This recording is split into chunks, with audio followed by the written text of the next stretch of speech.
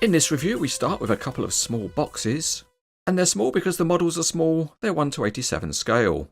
Diecast Masters 85948 is a Caterpillar 966M wheel loader, and 85949 is a Cat 972M. To look at the packaging, we'll open up one of the models, and they come supplied in a sealed outer shipping carton. So let's peel off the tape, open up the flap, and pull out what's inside.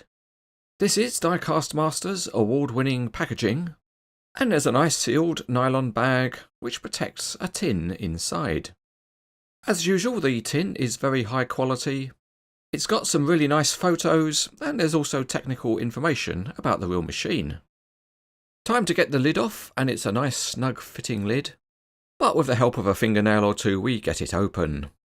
First out is the usual Diecast Masters mini brochure, and that describes the vast array of models available in the Caterpillar range. We're nearly at the model, so let's stick a finger in the hole, and with a bit of a wiggly diggly and a pull, the top comes off.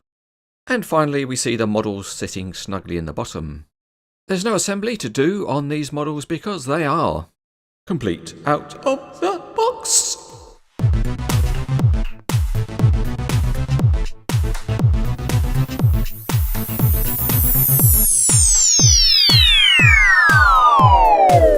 We will look at the 966 first, and because of the small scale there's limited detail underneath, and as you would expect the screw heads are correspondingly large.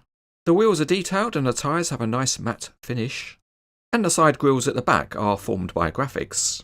At the back there's a textured grille and a tiny cat logo. At the pivot point there's a steering ram visible, and the small ladder has thick dimensions. As usual there's an operator in the cab, and even at this scale the mirrors are silvered. Outside the handrails are plastic and reasonably thin. The loader arm has painted rivets and the bucket detailing is good. The two models are very similar, but the 972 has a bigger bucket, and because of the bigger bucket it has a bigger counterweight at the back.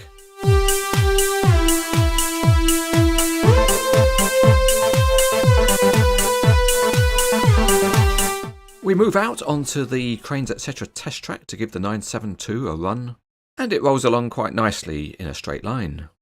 Picking it up you can appreciate the small size of the model, and there is loose steering across the pivot point.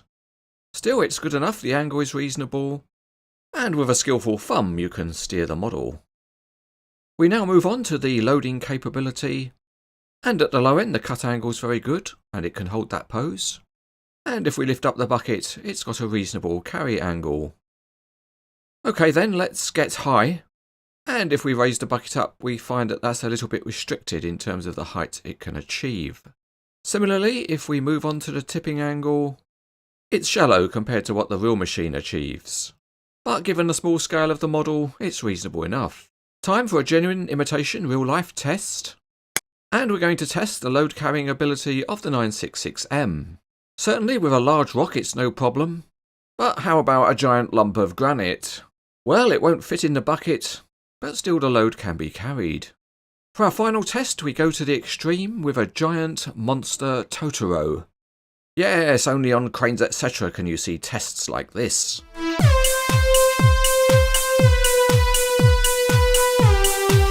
As these models are in 1:87 scale there are always compromises, but Diecast Masters has given these ones a good balance of detail and features, and they are beautifully presented in the high quality packaging.